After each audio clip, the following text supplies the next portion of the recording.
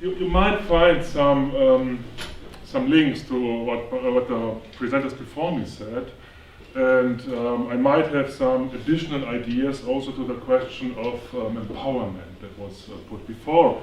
At least some ideas. And because of Bernd, who put a lot of pressure on me regarding the time and being the last speaker, well, I will give a talk, but no presentation, because then it would be endless. So, entrepreneurship, education from empowerment, potential to the obligation to empower. What do I try to say? Well, I will go through my topic in a pedagogic way, like from the general to some specifics. So I will start with the entrepreneur. Although there are very different definitions of entrepreneurship, entrepreneurs can be understood as doers and decision makers. And as Schönenberger sums up, the entrepreneur seeks change, reacts to change, and uses it as an opportunity. They must be able to recognize potentials on the market and create offers by combining factors. These poses the challenges of coordinating resources, and in order to be successful on the market, the entrepreneur must offer added value, and therefore they all have to be innovative. So, among many other things, they also have to, well, they have a personal stake in their company. They are often liable with their private assets for the company's fortunes and are responsible for complying with a large number of legal obligations. I don't sum them up here now because of time. Entrepreneurship, education, also, but, and this is my point, not only has to prepare for all these requirements. I will try to voice suggestions for entrepreneurship education with migrants based on some of my experiences in different settings and my own migration background.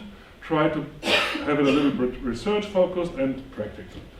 Now, my thesis here is that that entrepreneurship education has an empowerment potential and also an obligation to empower. And let's talk about migrant entrepreneurs in Germany, because this is the group which I might know a little bit about. Before I start with numbers and descriptions, let's clear up some possible assumptions. Maybe not in this setting here, but in general. Migrant entrepreneurs are not a homogeneous group. They do not all work in the same sector. They are not all micro and family businesses. And they are not necessarily all marginalized or in precarious living conditions. So when we talk about empowerment and improving participation, we should keep in mind that it is not migrants per se we are addressing, but a slice of a diverse totality of diverse people for whom specific and differentiated offers are needed. I will describe some aspects of migrant entrepreneurs, and when I refer to figures in Germany, I quote mainly from the Institute of Small and SME Research in Mannheim and René Leicht. You can read all the stuff, I can give you reading lists. Very, very interesting studies. Before we start, Charlotte Reuchle defines migrant economies, I quote, as self-employment by persons with a migration background, as well as dependent employment in businesses run by such persons or associated with specific in a specific migrant milieu. When migrant economies are mentioned, this is interesting, a difference is often constructed between migrant and non-migrant economies, which may not even exist in reality. Thus, the commonalities of businesses within the migrant economy are often less than those of businesses within the same sector. The importance of heterogeneous migrant businesses has been increasing in Germany for years. I quote, "There's hardly any other group of relevant size among the employed in Germany that has increased in percentage terms in the past 2 decades in comparable strength to that of professionally self-employed migrants. Across Germany, the number has roughly doubled since then, in 20 years. In the agglomerations, every 5th or 4th self-employed person has a migration background, and in the middle of the decade before last, this was only the case for about 13%. In this context, migrant entrepreneurship is at times seen more as an engine for integration and advancement for the individuals and possibly for so-called disadvantaged regions where they come from, or as an entry into a form of precarity. Yes, there are exploitative or highly disadvantageous employment relationships. For example, in the care, catering and housekeeping sectors, in which de facto dependent employees work, self-employed without workers' rights and without insurance coverage. These are mostly migrants in precarious living situations and insecure status, and at the lowest wages. But migrant entrepreneurship occurs across a wide spectrum, and it is up to entrepreneurship education to address and empower all learners depending on their particular situation, be it precarious or not. If we look at migrant businesses per se, we find their importance as an economic factor in Germany.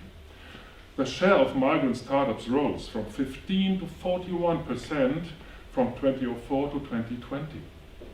The situation is similar for the non-commercial self-employed. Between 2005 and 19, the number of self-employed persons with a migration background increased by half or by more than 250,000. While the number of self-employed persons of German origin decreased by 360,000 in the same time span. Now, you see, Bernd, I deleted a lot here. However, more people with a migration background start a business from unemployment than Germans of origin. There are clear differences in the origin of the self-employed with a migration background. Self-employment rates are highest among groups from country close to the border, to this border here, or to a Western industrialist country. The US leads with 21%, followed by, we had it, Adrian, the UK, and Austria with 19% each, and the Netherlands with 17%.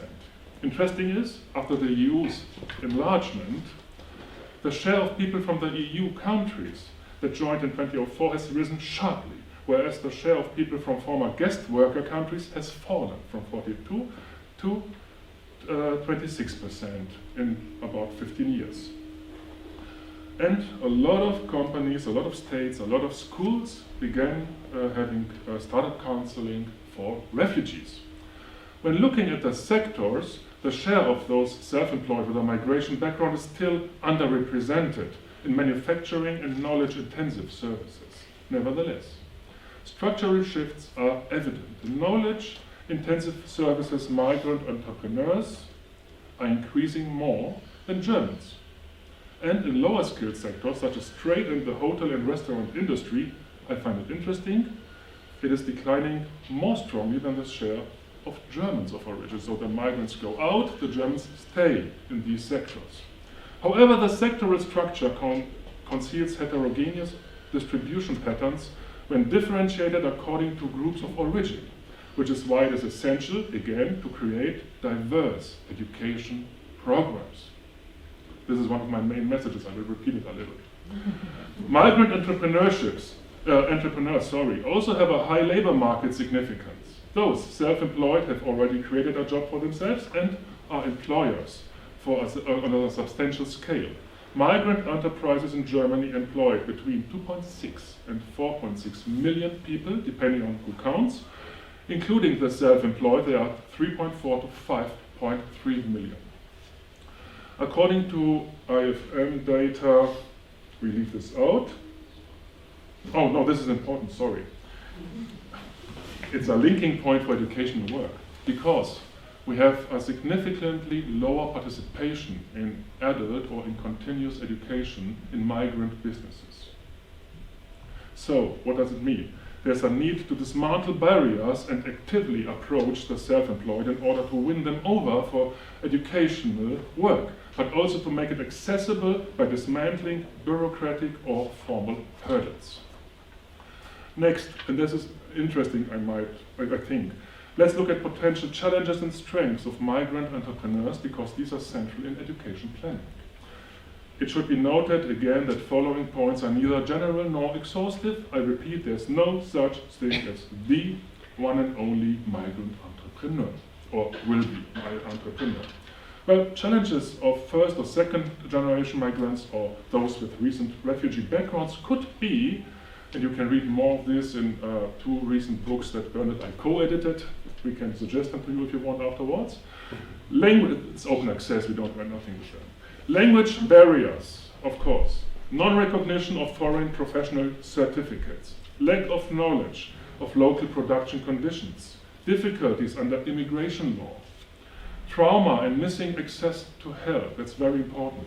Unclear or uncertain family situation of relatives in crisis countries or in transition. Difficulties in accessing labor market. Difficulty in accessing and belonging to the non-migrant economic system. Little knowledge of national law or economy. Mutual identification barriers with local peers.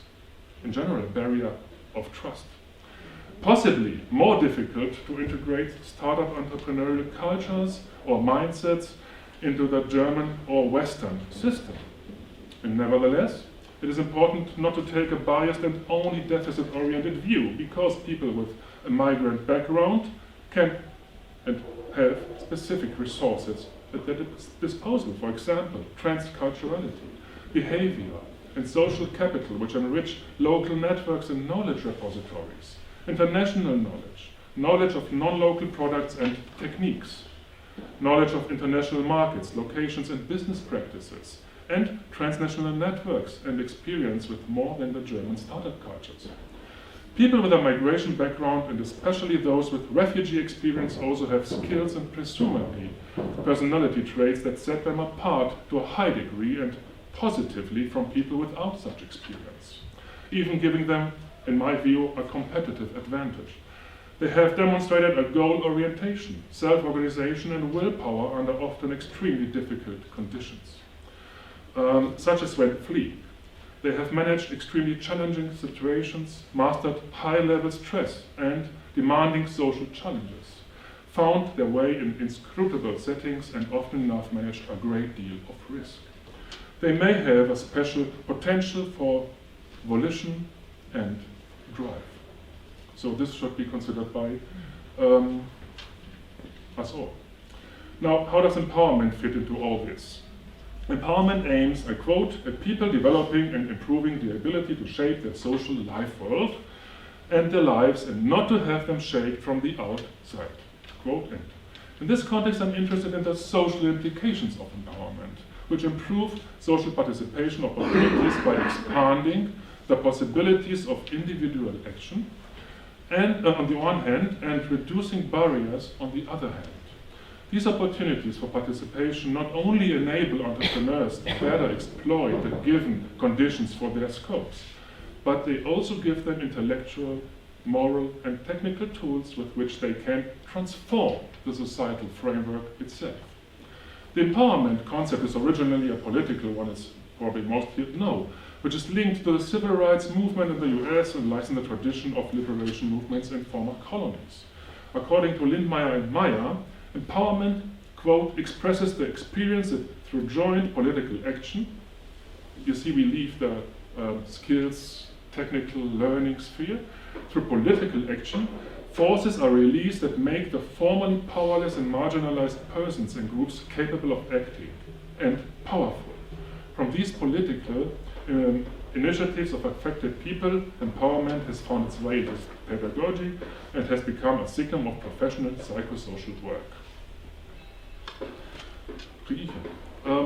Empowerment should therefore, quote end, should therefore serve 2 purposes that might be an answer to the question before: to increase individual participation and to change the social framework that restricts opportunities for participation. It should have a concrete effect on a local level in the immediate context of life, on a communal as well as on a supra-local, on a regional or even a national level. In this way, empowerment offers the opportunity to turn people who find themselves in a life situation in need of empowerment from being those who are in this life situation to actors who shape the life situation and its framework. But it's more than that. And I will come to this when I talk about my suggestions for education with migrant entrepreneurs. I have now arrived at my central assumption. Entrepreneurship education can only empower if it takes both dimensions into account, the individual and the social levels. If it strives to improve opportunities, it cannot remain with the individual, with a learner, and certainly not with a deficit view, which helps the learners close their so-called gaps in relation to social requirements. If it wants to empower, it must support learners in developing their transformative potential, and it must think about and influence social levels and actors outside that can block or enable participation in society. Then empowerment is policy making and promotes a more inclusive reality. So what to consider in empowering entrepreneurship education for migrants? First of all, as mentioned above, the primacy of empowerment applies in two directions. Then, from a didactic perspective, it is important to orient educational offers to the addressees, to their needs, to their starting position as people and as learners, to influencing factors of their reality, their life world. Therefore, I advocate a life situation-oriented approach in entrepreneurship education as opposed to an instrumental paradigm. An instrumental or purely qualification-based orientation loses the chance to win participants, especially those from marginalized groups, as participants, or to educate those who are already in a setting in a relevant or empowering way. The paradigm of life situations has implications for all spheres of education, as well as in accompanying activities. The empowerment potential of entrepreneurship education is obvious, as it aims at the education and training of personalities who take initiative and who shape things and whose actions have impact on others. As educators, move away from content and have the courage, creativity and spirit for holistic learning arrangements, for life, worldly, content-wise, far-reaching and methodologically varied as well as inclusive settings and designs bring in the social sphere into the classroom. The pledge to empowerment follows through its double implication. Entrepreneurship education has to contribute to or provide a framework for learners' development and for learners to recognize the potential of their own influence on framework conditions outside their personal or entrepreneurial spheres, locally, and to become socially, charitably, or politically engaged, locally, in associations, or supraregionally. Empowerment leads to overcoming disadvantages and to more participation. Empowerment increases diversity and levels power relations, brings about greater plurality, and shifts barriers or widens and opens the social framework. Educational measures that do not aim for empowerment neglect a powerful lever for social change and, in my view, waste transformative potential. Now, what are concrete requirements for entrepreneurship education with migrants? I'm also guided by some ideas that we work with and with a lot of co-authors and practitioners in projects together. First, entrepreneurship education takes target groups specifics into account. It identifies learning relevant supra-individual commonalities of the target group that also apply to individual learners. Second, entrepreneurship education takes into account the starting points of individual learners by means of individual support, as well as support offers in the classroom and outside, and arrangements outside the classroom, like supplementary information and counseling services, cooperation with supporting professions and other actors, as well as time, place, and financial accessibility. Furthermore, entrepreneurship education empowers the actors of the educational setting. These are the teachers, for example.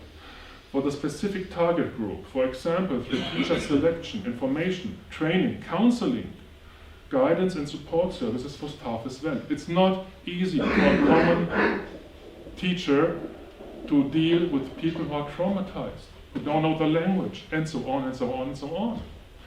A resource-oriented approach can and will be more beneficial than a deficit-oriented one. The strengths and potentials of a learner, such as their, as I said before, I look at the time then. Come to them. Yes. Okay, in order to empower, entrepreneurship education, I will be very specific now, must aim to expand personal competences and resources in addition to content that we heard before that is important for entrepreneurship per se. Self-efficacy development, problem-solving strategies, problem and need recognition, conviction of control, ability to recognize room for maneuver, critical reflection, willingness to take responsibility, ability to make decisions and take action, leadership ability, enlargement of the social network, need for exchange of experience, need to pass on what has been learned, need for participation and social influence. I have so much what I think I have to say, but Bernd, for you, let's come to an end. If you want to remember 3 things from this talk, they could be these. First, migrant entrepreneurship is heterogeneous. Neither can it be limited to sectors, nor to company sizes, neither to factors of origin, nor to precarious conditions. The participants to be addressed are just as heterogeneous. Secondly, empowerment has especially a double leverage with migrant entrepreneurs. It can be liberating on the personal level, and it promises to be particularly transformative on the social level. Thirdly, entrepreneurship education with migrants needs to be holistically life situation and learner oriented and actively involving learners, their environment and societal stakeholders, providing far more than offerings of mere teaching and learning interactions.